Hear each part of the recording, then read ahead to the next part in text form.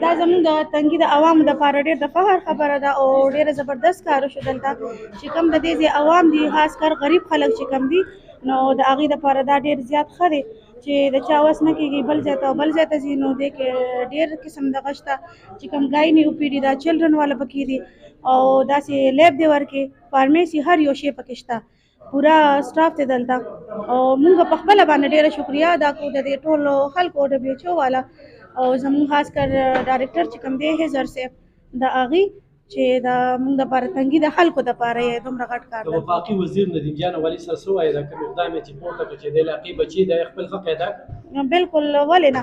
ځکه چې دا یوازې د عوامو خبره نه ده، کوم خلک چې دلته په روزګار شو هغوی دپاره هم ډېره د فایدې خبره ده او د عوامو دپاره هم ده، که څوک ته فایده اوچتول غواړي نو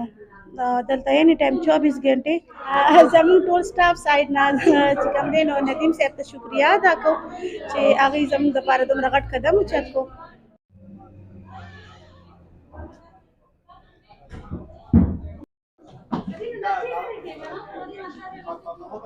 نیو راځي زموږ لپاره په کور کلي کې یو ډېر ښه اقدام وشو.